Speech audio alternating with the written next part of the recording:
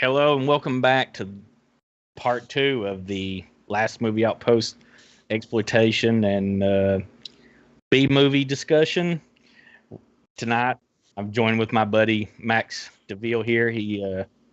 He's a B movie, grindhouse movie enthusiast such as myself. Enthusiast, yes. Enthusiast, connoisseur. Connoisseur, you could say that. Yeah. So we're going to talk about some. Well, I think maybe it'd be better to call them grindhouse. Maybe the layman audience might be that. That might be a little bit more because you say exploitation. I think a lot of people that don't really, they're not really into it. Maybe they get the wrong idea. Would you think that's fair? Like they think Nazi exploitation. Yeah. Usually there's, and some of the exploitation movies has Nazi exploitation stuff in it. Yeah. So. Of course. I mean, you hear the word exploitation movie, and you think, a lot of people, if they've heard of it, then they'll probably think Ilsa. Yeah. She-Wolf of the SS. Oh, right. So, or they think black exploitation maybe, and I think we're going to talk about stuff that's not just strictly that. So last week, Josh Hadley was on with us, and I meant to touch on like best or our favorite exploitation B movies, grindhouse, modern versions of like the last 20 years. But Josh, Josh, he got going, and we didn't get to touch on it. So let's talk about that. And so kind of, I think a lot of people think of it as like, oh, it ended in the 70s and 80s, but there's been it's not being completely dead and gone. There's been some of it. So what do you think?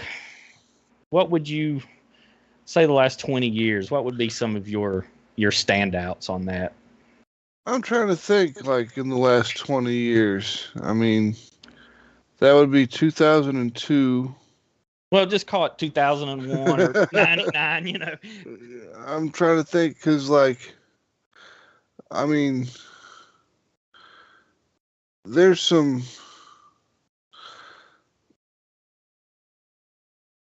You have to pardon me. I just had a stroke. No, I'm not kidding. So, did you see?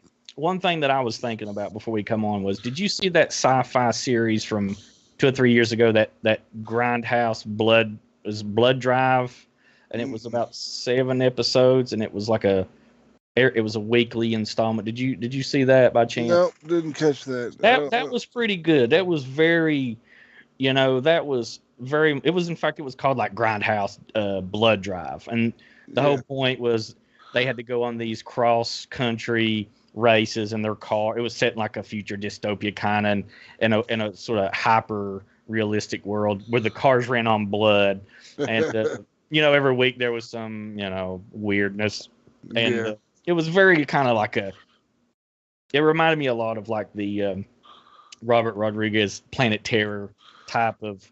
I would not call it satire, but sort of like when we kind of know what this. Yeah, it's self-referential. Yeah, it was pretty good. So over the last 20 years, exploitation films, I think one of my favorites is Bone Tomahawk. Absolutely, man. That's one of my. Yeah, that would be in my top 10 movies of the period. Of the last 20 years, really. Yeah. And the director there, was it? Oh God, not Salyer, is it? It's I don't remember. Anyway, yeah, he also did Brawl in Cell Block 99. Yep. Which is probably more exploitation than Bone Tomahawk, I'd argue. That's a pretty. Yeah, which it most likely is, but it doesn't mean that Bone Tomahawk isn't a superior movie. Right. Oh yeah, Bone Tomahawk is a much better movie, but Cell Block 99 I think has got like the pacing and everything of a you know what I mean? The old school, right? That old 70s feel, right? And violent. What about Green Room? Have you seen Green Room? Yeah, I was gonna say Green Room, the one with Patrick Stewart when he's the crazy guy. Yeah, locks the band in the room. Right. Yeah.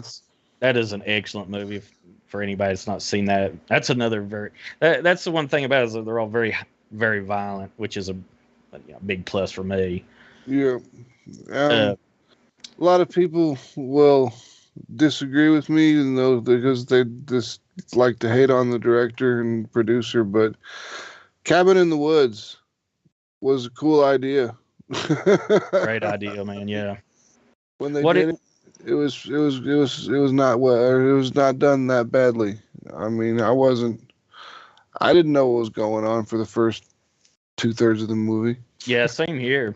And the good thing about that was it was before all that kind of meta stuff really become obnoxiously Yeah, overdone. Yeah. overdone. Yeah. At that point I still liked. Oh, we're going to refer to these other movies and stuff. I like that. I like the downer ending too. That was a. Oh, speaking of one with a downer ending, and this one makes my top list is Upgrade from 2018. Have you seen Oh that? yeah, the one where it was dude had like guns in his arms and his Well, hand. yeah, the bad guys did, and then the main character has like a chip implanted in his spine where he becomes Yeah, paralyzed. And this Elon Musk character type, as it were, gives him like this advanced AI chip that moves his shit for him, and then he can do all kinds of stuff.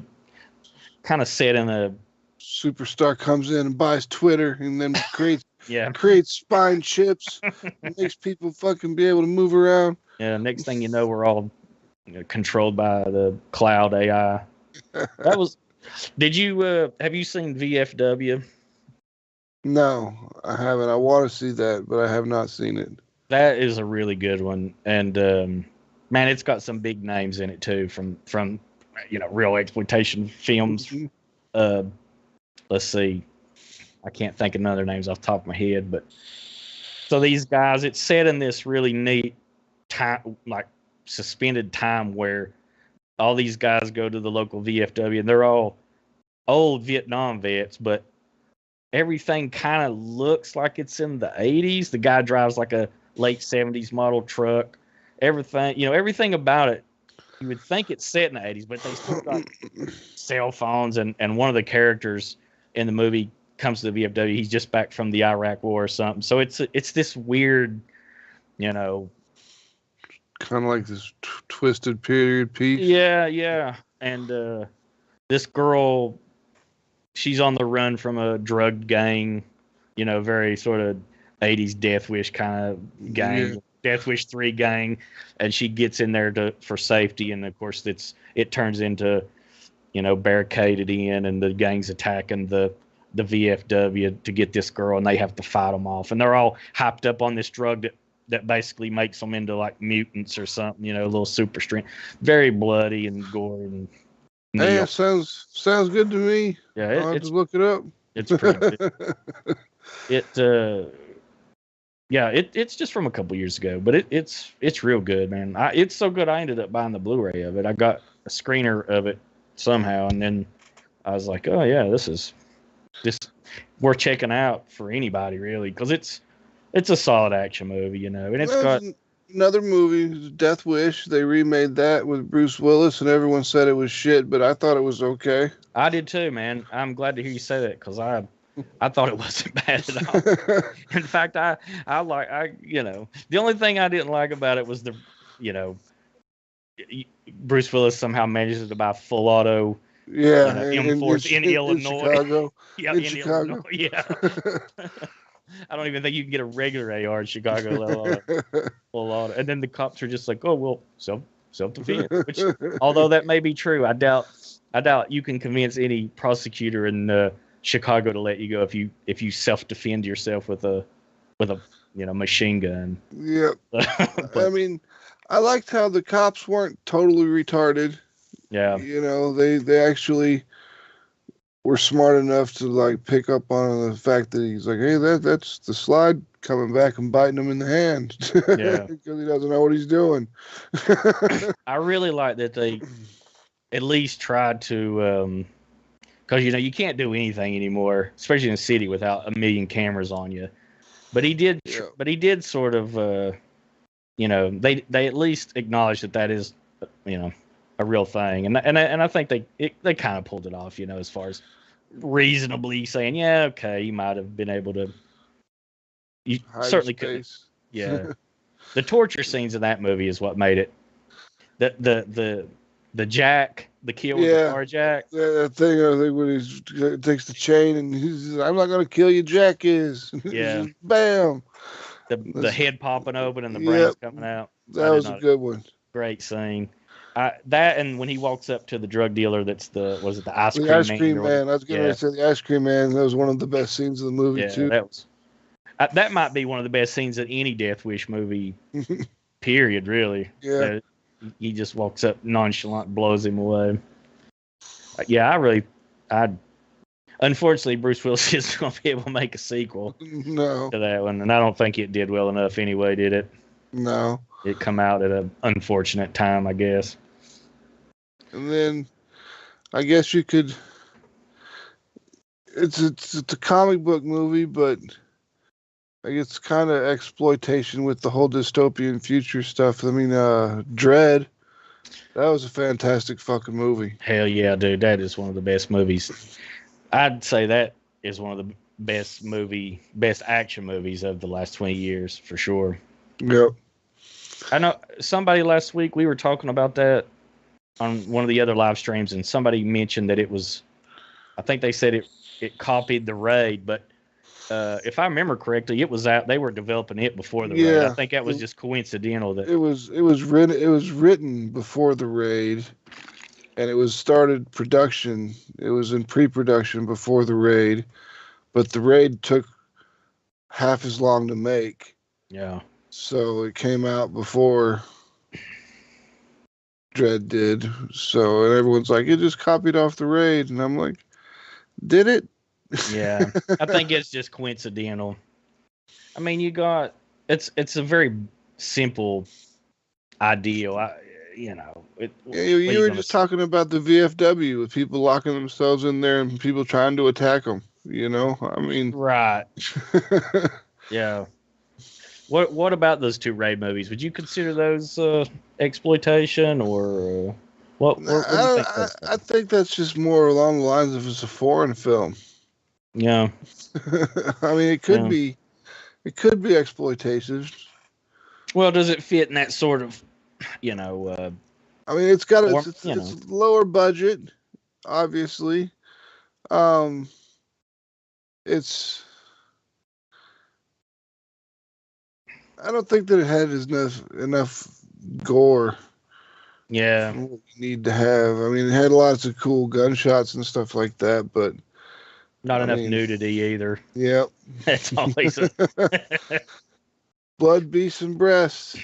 One that I don't know, you might disagree, but I think it's foreign, but I would consider an exploitation movie is Battle Royale, the Japanese. Yeah, the original one. Yeah, that I think now that is one of my all-time favorite. That probably is in my top 3 movies of all time. Yeah, but I love that movie, and it's I think it hits all sort of the high points. You got the especially at that time the scandalous idea of teenagers murdering each other. Yeah, very graphic. Over what weren't they killing each other over like scholarships or something like that? No, it was set in the future, and it was a way to believe it or not, it was a way to cut down on juvenile delinquency. So Japan decides, well, let's randomly pick a high school class, put them on an island, make them fight to the death, or only one's left alive. And so that's the premise. I remember seeing the movie a long time ago. I didn't remember exactly what they were killing each other over. It might not even fit in the last 2 years. I think it might be from like 98 or 99 even. So it's pretty old because I remember seeing it. It's the sequel's terrible. Oh, I've never even seen it. Yeah, the sequel's the original director died, and his son picked up the sequel project, and he turned it into. The first one was based on a book, and there was no sequel book. But so anyway, the son picked it up, and he decided to make it into a Halliburton, George Bush bad, you know, No. and that's fine and all, but does that really belong in a Japanese Yeah. movie? They really want to Yeah. do all the. Did anybody in Japan even give a shit about the Iraq War in 2002 or whatever? It's like they might have been going like, "What the hell are they talking about? Like, who did they make this for?"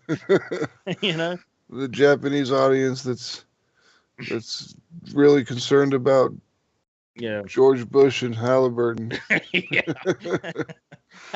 I watched. I was like, "What the hell is this?" It's like Halliburton's probably buying most of their stuff from Japan. It's such a great concept, and they ruined it. I It tell was you, like, what was that? What was that flick? There was it was all the lefties were like hunting the right wing people. I think it was called The Hunt. Yeah, Yeah, and I did. Did you see it? No, but No, I didn't see it. everyone talked about it like it was like this huge bash on right wing people, and I'm like, I don't think so. I think it's showing that these liberals are. Yeah, actually, yeah. And and I think it.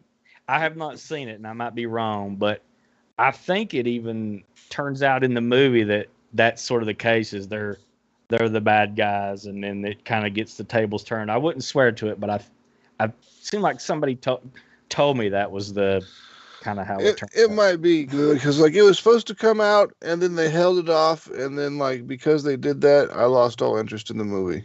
Yeah, it was sort of me too. I was like, if you're just gonna be like, well, everyone's upset, so let's not go ahead and put this out. I mean, it's like I lost all respect for you there. So Yeah, and that sort of thing makes me going back to Josh when that Death Wish remake come out, and he was talking about, and Josh is an exploitation film fan, and he sent me a text. He's like, "Oh, can you believe this? Eli Roth said."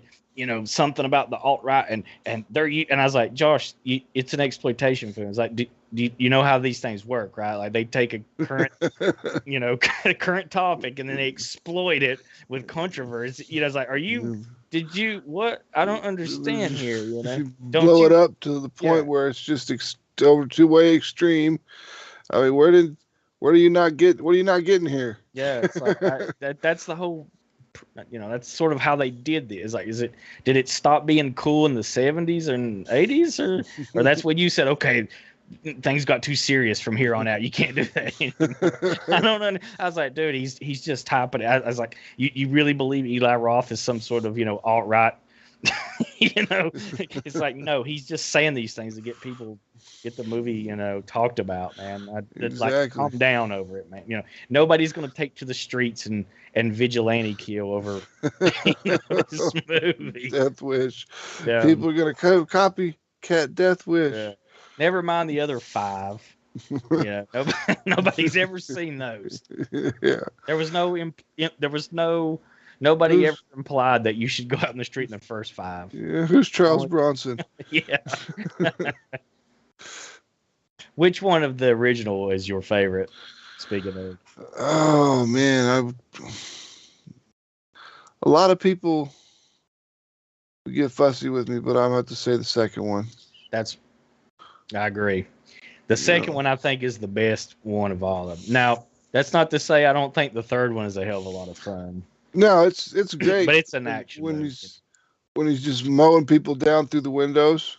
Yeah. That's fucking fantastic. Yeah.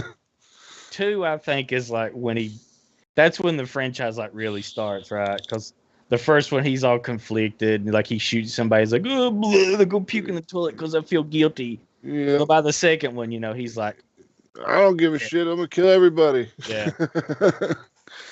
I recently was on the a Facebook group, and they it's been just, I think, just within the last few days or maybe week, they've released Vinegar Syndrome, maybe a 4K Blu-ray restoration of it, and it comes with a rated R cut, uncut, and then the rated R. And they were discussing that, and there's the famous rape scene in it that goes on, very long. And they were, and some of the guys were talking about it, and I said, I did not know there was a rated R until last year on Showtime or something. I was watching it, and I watched it, and the rape scene started, and it was very short. And I said, they've cut this for TV. You know, Yeah, it's it's current day, so and I mentioned it to my friend, and he's like, "Oh, I can't believe they did that." And then when I was discussing it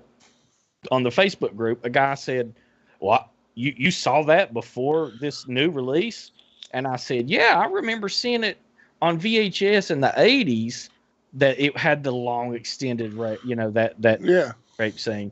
And he's like, "Well, that's the first time I've heard of that in 40 years." And I said, "Well, you learned something today because I've seen that. Otherwise, how would I have known that was a shortened version of it?" But he swears to me that it was never aired or on home video that extended, But everybody else I've talked to that's seen it remembers that it was much longer and, a lot more graphic. Did you see it in the theater? I did not see it in the theater. I saw it.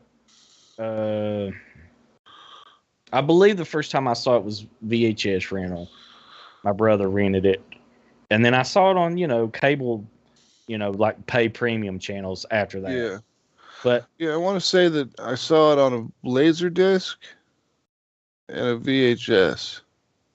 Was that scene cut short on either of those? I don't remember. Don't remember. It was a long time ago. I remember the scene being really long, and being like, okay, this is a little. Yeah, it borders. Yeah, it really borders into like. Okay. A little extreme, but yeah, it's like, especially when at one point it almost, I don't know if it's on purpose, but she kind of invites them into it in a way, and that's why it always stood out.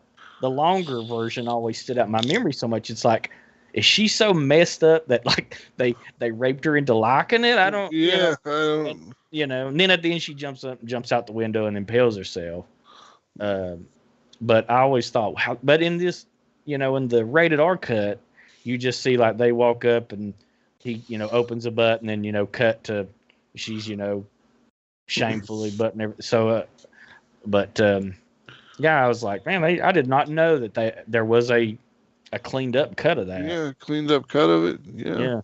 But I've been thinking about buying that. I don't know. I might get it if it's a Blu-ray of it.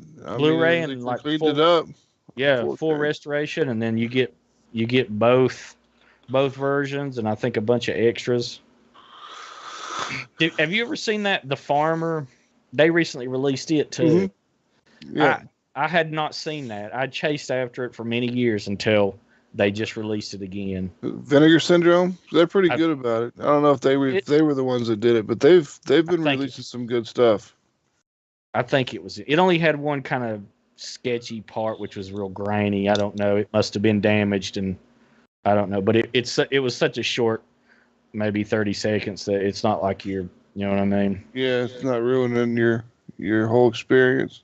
I tell you, I'd heard so much about it for so long, and it was so high, probably because nobody ever actually saw it. And they were like, "Oh my God, it's so violent. It's so," and I was like, "Oh my God, I can't wait to see this," And I watched it and I was like, well, it's okay,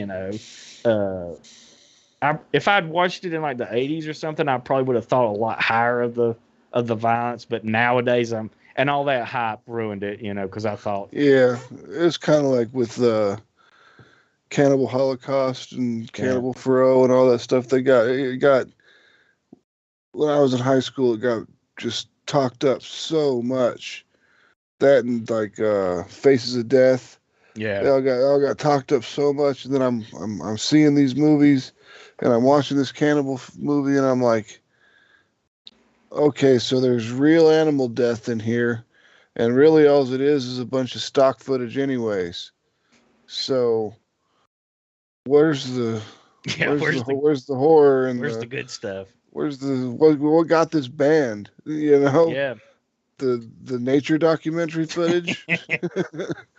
I tell you, I watched Cannibal Pharaoh or Make Them Die Slowly was the title I saw it originally.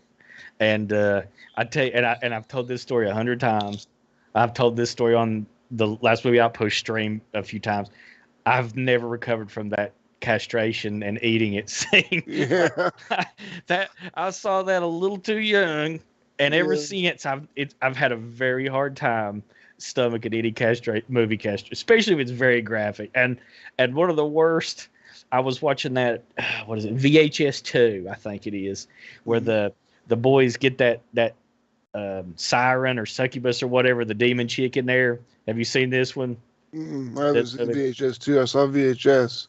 Okay, so they get this chick, and she turns out to be like a demon or a siren or something. But they take her back to a room. They think they've got the chick drunk, and they're all going to like gang bang her. And she goes wild on him. And there's one of them. She hurts him. He's laying there, and she just reaches down and just tears his junk off and just flings it. And I'm like, oh God. And he's laying there like, ah. It's like, oh, just kill the poor bastard, you know. But I was like, oh, I could have done without that, you know. It's like in I Spit on Your Grave when she cuts that dude's junk off and he's all screaming. I mean, you can't. It's not even highly graphic. It's just the screaming that he's doing. He's like, I can't stop the bleeding. Oh my God. Why would you even want to stop it at that point and be like, exactly. Well, how can I hurry the bleeding along? Exactly. Let me fucking do some jumping jacks. Get the water in the tub hotter. If we're running place, I'll do something. Yeah, that one's that one is. What did you think the remake of that? Yeah, it was a remake of a movie that was very controversial for one single scene, and then the single scene in the remake really wasn't that. Oh, wait a minute. I'm sorry. What did you think of the remake of Last House on the Left? That's what I meant. Oh, okay. It was pretty good. I mean, yeah, you didn't have them peeing in their pants. That was a little disappointing, but yeah. They took a very, very pure exploitation movie and turned it into like art house cinema almost, you know. But the ending was good. I mean, the family getting their vengeance was nice. She doesn't die in the remake, does she? No, I don't believe so. Yeah, I think she survived. I thought that was a little bit of an unfortunate cop out. Yeah. Yeah, I did not see the I Spit on Your Grave remake because I figured it would just be crappy. Yeah. And that really was a cash grab, you know. That was you made the right decision there. Yeah. Have you seen Everly with the Selma Hayek movie from several years? So that's a pretty good one. It's low budget, action packed, really good. If they had it on Netflix is where Cecil from Good Bad Flicks is who turned me onto that one. Oh, okay. And it's a thrill ride, you know. She's in it and she's like a hooker that's or more like a sex slave and she's trapped and she wants out of the life, and so she's in like this brothel house, and she's gonna, you know, make her final I'm leaving, and then the guy that owns them's like, kill her and I'll set you know, whoever kills her gets, I can't remember, either money or he'll set them free, one or the other. And so it's just this. It's almost like a video game where she's fighting like levels of, you know, mooks from like the other prostitutes first try to kill her. She saw them, and then it turns into like mook level hit me in, and then moves up, you know, up to like his personal henchmen that are like, one of them's basically Takashi Miike, torture guy that comes in, and you know, it just escalates, and then she's fighting off like the dirty SWAT team. It's outrageous and ridiculous, but that sounds pretty good. Oh, it's a hell of a lot of fun. Yeah, some real over the top stuff. One from just a few years ago that is real good, and I don't know if you saw this, was Karate Kill. Yes. Yeah. So I was pretty decent friends with the director of that on Facebook until the elections, and he just lost his mind.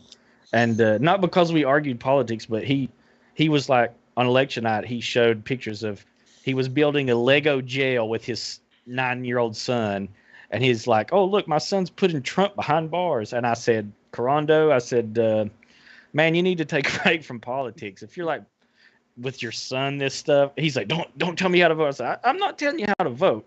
I'm just saying if you're building Lego jails to put Lego Trump in, Yeah. I don't care if it was Lego Hillary. I would have said, dude, you need to take a break from it." And he blocked me and was like, "We're not friends anymore over that." And I don't know, but Oh well, people are. yeah, People great movie though, great movie. Yeah. He's really got. So anybody listening, he did a movie called Gun Woman that I think you could still find on Netflix. Maybe have you seen it? No, I saw nude nuns with big guns. I did not like that. No, me neither. I've seen it. Yeah, that's an example of a terrible. Just I don't even know what was going on with that. It was supposed to be an Untitled flick, but it just didn't. It just missed the mark. Didn't deliver on anything. No. There was very little nudity. There was very little gun, and the guns weren't that big. Nope. Yeah, and she had a Thompson, I believe, is what she's carrying in the movie, and it's CGI effect that the firing of it. Yeah. Sucked. Yeah. You could tell. I mean, at least I don't mind if they use CGI muzzle flash, but at least use blank rounds so you get the proper recoil. Yeah. Yeah. Let me see some brass kick out too. Exactly. And I think in that she was like a lesbian nun, ex-heroin addict. Yeah. Or something. I mean, a quick synopsis makes it sound like it's everything you want out of a movie called, Nude Nuns with big guns. But it's not. Yeah. It's just not as interesting as you think it would be. Nowhere near it. Yeah. I lost my train of thought on that one. Which is the opposite of our comic book. Oh yeah. Ninja Bimbos versus Zombies from Deep Space. Yeah, let's talk about that. So Max does he's a comic book publisher and he writes them. Yep. And he's got comic books that are you could call them exploitation movies in comic book form. Yep. And the first one that he come out with was Mary Machine Gun. Yeah. Originally Sister Mary Machine Gun. It was originally Sister Mary Machine Gun, but then as we were making it, we were like, you know what? If we call her Sister Mary Machine Gun, that kind of restricts the stories we can tell with her. Yeah. And I wanted to be able to tell stories with her all over the world. And having a nun in some Muslim country is not going to work out. Yeah. Yeah. So. But I'd like to use some of their like the jinn and stuff like that. That'd be a cool bad guy to have. Yeah, so why don't you give a kind of a pitch on the plot or something? What do you want to, whatever you want to call it? What's the pitch on that one? Oh, from Mary Machine Gun? Yeah. It's Mary's a Templar agent. It's it's not a Templar as you would think of as a Templar like nowadays or even in the past. I just called it the Templars agents because it sounded cool. It does sound pretty cool. And their entire thing is their order protects humanity from the supernatural. So like at the very beginning of the book, she kills a vampire and then she gets redirected to a small town in Kentucky, which actually you're the my stomping grounds. Yeah, you're the impetus for the choice of the Kentucky because I was like, where's a middle of nowhere place that works? And I was where's a middle of nowhere place full of retards that would not notice a werewolf killing? So, she ends up hunting down a pack of werewolves and then gets betrayed by her order. And it's a fantastic story. Yeah, it's a good story, man. I still have my pitch. I think there should be a scene, and I've already told this to you, but there should be a scene where she's in a Catholic church, and she's in there confessing, and she goes like, "Oh, forgive me, Father, I've sinned," and the priest is slowly turning into a werewolf, whatever, and he's like, dripping at the mouth of what he's about to do, and he's like, "What's that, my child?" And she goes, "Murder," and then blows him. That's a great scene. I don't know why you didn't. I don't know why you haven't stole that from me and put that in the. Well, we might be doing that. You should do that. I don't even want credit for that. I just want to see that done in a movie or comic book form, whatever. Think of a way to stick that in there. I will. It might not be a werewolf, but we'll definitely. Yeah, doesn't have to be a werewolf. Some monster, Definitely get some sort of monster in there. It could be like a Disney employee or something. In fact, that might even be worse than a werewolf. Yeah. And so the other one is my favorite, probably favorite title of all time, which is talk about that one a little bit. The Ninja Bimbos versus Zombies from Deep Space. Space. And it's exactly what it sounds like. It's about a group of 5 strippers who I like it already. This asteroid meteor shower hits Earth. It lands in New York City and releases this green gas that turns people into zombies or knocks you out, depending on how much of the gas you get, how much of it you inhale. Most people get turned into zombies. The girls, they didn't get much of the gas because they were kind of a little smart, because one of them, Donna, she's dancing her way through medical school, so she's actually legitimately doing it. So she's actually kind of smart. But you're saying she's not a whore. And then we've got Leah, and she's the blonde bimbo, like the total blonde airhead bimbo. Total stereotype. Yep. And then we've got Micah, and she's got the nunchucks. Get it, Michelangelo? Oh, very clever. Then there's Alexis, who's she's the aggressive fighter of the group. I thought you was going to say the tech geek. No. That would have been. This is a missed opportunity. Yeah, we don't have a tech geek in this. No hacker girl. No computer genius stripper. You're telling me that there's no strippers. No stripper computer geniuses out there. Okay, now if there are stripper computer geniuses out there, I feel bad and I'm sorry. And please apologize. Please take your apologies to Shawn Thompson. He would like to meet you. Yeah. Sex workers. Sex work is real work. Meme better be on point. Yeah, so you just got one issue of it out so far, right? Yeah, that was just one issue, but we've got 5 issues written. So we got the whole first story arc written. So where can people find these? They probably ought to tell them. Oh yeah, you can go to atrocitypress.com, and you can get all sorts of T-shirts. You can get all our old comic books. Not all of them, because some of them have sold out and we haven't reprinted them. So until we reprint them, they're not going to be available, and we have to print 25 in order to print them. So it's just kind of like, I really got to want to print them. Yeah.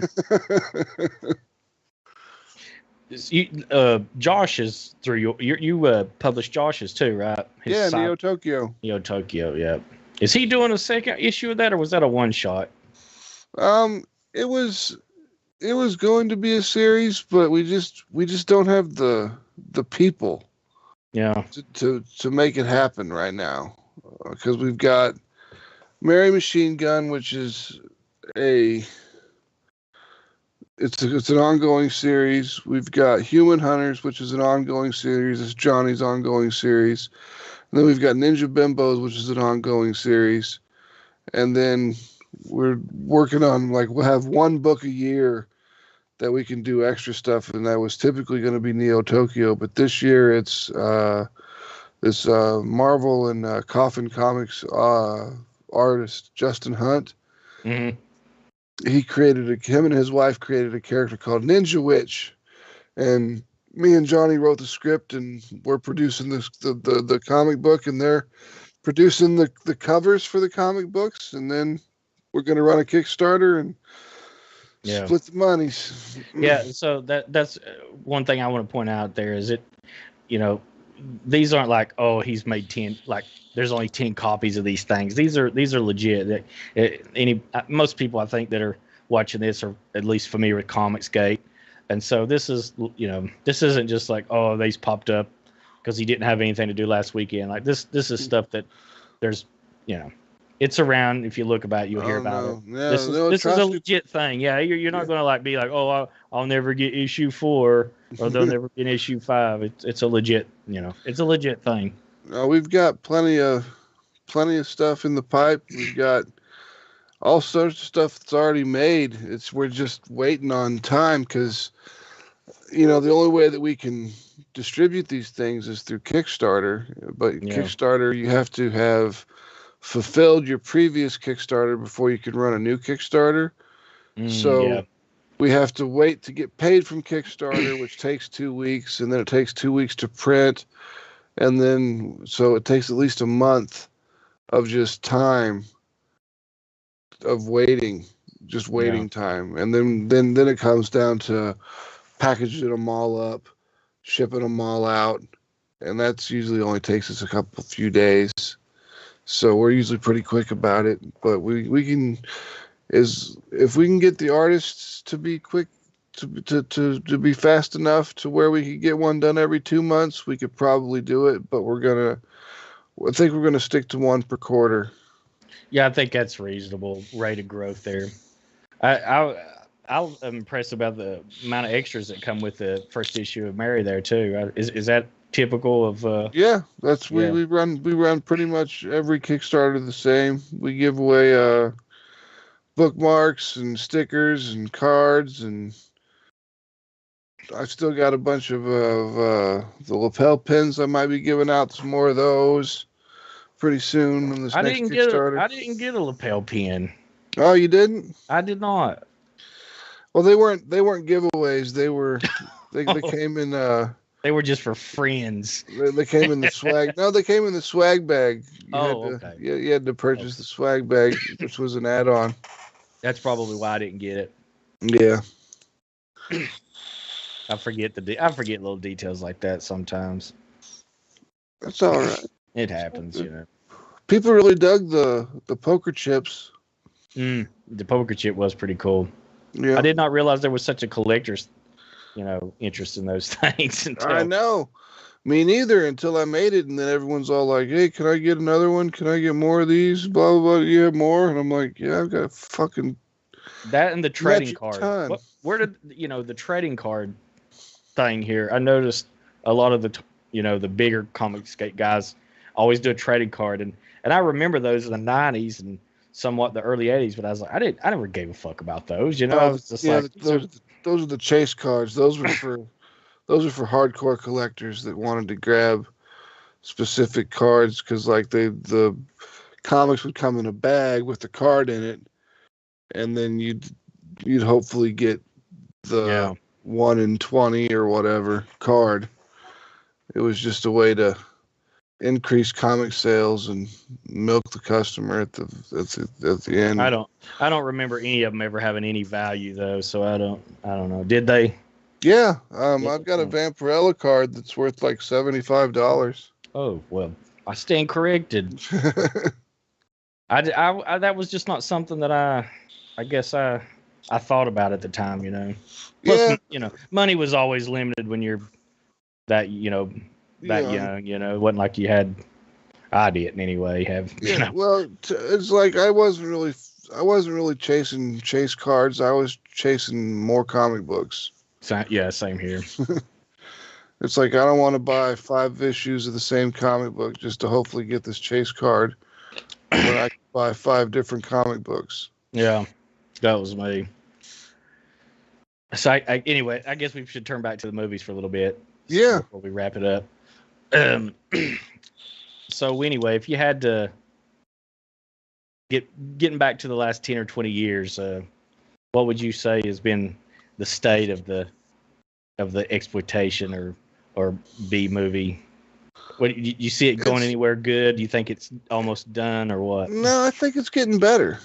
There's been a lot of just a lot of leaps and bounds of technology that is just available to just the consumer. Yeah. Not a prosumer, but a consumer. So you're creating more pros by allowing these consumers to do these individual things. And like, you see some of these shows, like, I don't know, have you seen the show Vikings? I'm aware of it, but I haven't watched it. Some of the decapitations in that, I mean, they never actually show the decapitation, but they'll show the head afterwards and stuff like that. Mm-hmm. Mm-hmm. Or like when the guy's arm gets cut off, they'll show the arm laying on the ground. And they did a damn good job of making it look real. So is it like the level of gore from like The Walking Dead kind of thing? Yeah, it's mostly a bunch of blood splashes that are CGI. Oh yeah. Well, but like the prosthetic arm or head or something, does it show like, that level of? I don't think so. No, not quite The Walking Dead level. No, it doesn't quite ever go to like Glenn getting his head bashed in. Oh man. But that was a pretty, that was a, that whole series, even though it sucks, it's sort of I think that The Walking Dead could fall into that too. You got the zombies, you got the lurid topics and the senseless violence. It bordered on that, even though they made it so mainstream. Yeah, I mean, just because it's mainstream doesn't mean it can't be exploitative. It's certainly exploitative because they exploited the hell out of it, Oh yeah. But I think they, I don't know how to put it. Like it seemed a little too much effort went in to exploit emotions in it in a way that they tried to make it like they thought they were more clever than they really were. You know what I'm saying? Yeah. What I'm trying to say. The writing did get to the point where it was like they thought they were more clever than they actually were, and they were just rehashing old zombie movies. Yeah. Not very well either. No. I mean, like, to be honest with you, like, I lost interest in just season 2 when they were at the farmhouse. Yeah. I was like, I've seen this movie. It's called Night of the Living Dead. Yeah. and it was a lot more fun. Yeah. I checked it out on and off, but when I realized that it had not, probably I wasn't in for some improvement, was when my mom was telling me how much she liked it, and I was like, oh yeah, it has not improved since season 2. When dear old mom is like, I can't wait to see what happens to that nice Glenn kid next week. Well, you see, he gets his head bashed in and his eyeball kind of right out of there. Yeah, that was pretty good though. I got to give credit for that one. I see Yoda's back. Do you want to jump in with us for a second, Yoda? You got something you want to? No. Good radio. He nodded his head. I guess we should probably wrap it up since Max has got to go to another stream, which is on the. Why don't you tell them what that's on in case they want to go over and check that out? It'll be about comic books and stuff. It's on the Niobe Comics channel, NYOBI Comics channel. It's going to be all about comic books. Yeah. He'll be on there with Hart Fisher, who's our mutual friend of ours, and Hart. Now, Hart would be a great guy. We probably should have invited him on here with us tonight. But Hart owns the American Horrors Roku channel, right? And that's what it's called, isn't it? Yes. Yes, and he runs this sort of stuff pretty much 24/7. I guess I don't have Roku's. I have to admit I have no idea really what it is other than it. I guess it's a internet channel that do you have to subscribe to that? Nope, it's 100% free to watch. Great. He doesn't interrupt his movies with commercials. There are commercials on the channel, but they don't interrupt movies.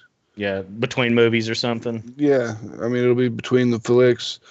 He'll run a couple commercials, a couple, like maybe a short, and a couple music videos, and then it's back into another horror flick. Yeah, and they got some other. He does some other shows on there too, right? Movie related shows, but not just movies. No, he's got Gorecast, which is the guys that they just kind of it's almost like a podcast, except for they do a lot of green screen stuff. So it's very, very fun. Those guys are those are good dudes. They're great guys. They're from merry old Scotland or whatever, I think. Ireland. People may not know that they've seen Hart before, but Hart was in a documentary a few years ago about guys that collect serial killer artwork, and at one time he had quite a bit, didn't he? From was it which one was it? The guy that did the clowns, John Wayne Gacy. John Wayne Gacy. Yeah, he actually had quite a bit from several of them, not just Gacy, I believe, but he I guess he doesn't dabble in that anymore, or does it? Not that I know of. I haven't seen anything that he has, and I've been to his house a few times. You figure that'd be something that he'd show off. Yeah, I'd want to show it off.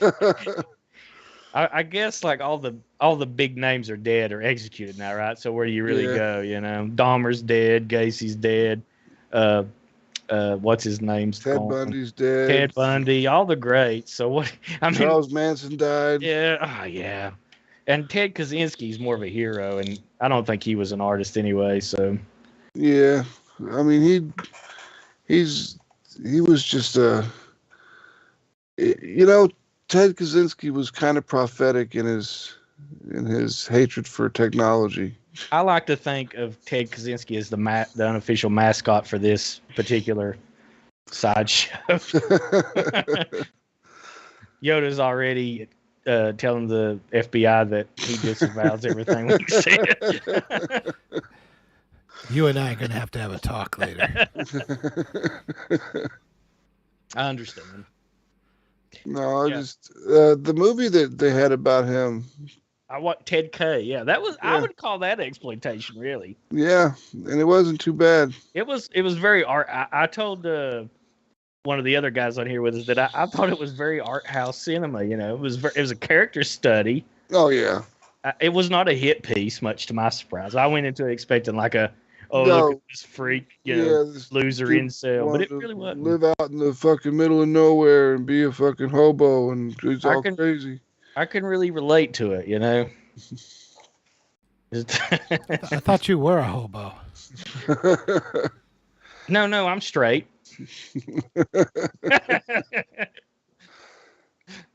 No hobo. No hobo, bro.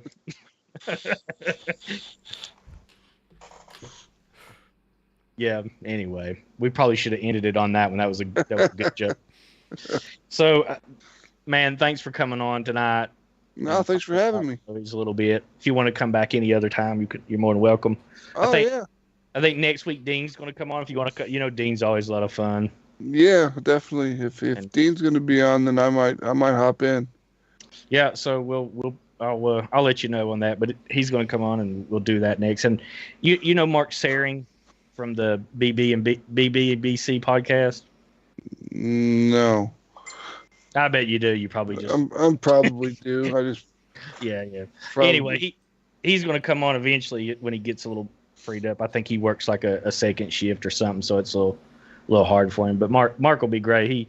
Those guys over there that they did that. Him, Mike Murphy, and Iris. Mark, they do a great exploitation film podcast. They was doing it every week. I don't think they do it quite that often anymore, but it's a lot of fun. But he's one of these guys that's really into collecting like the 8mm stuff. Got a lot of stuff on like loops. Yeah, probably a little bit.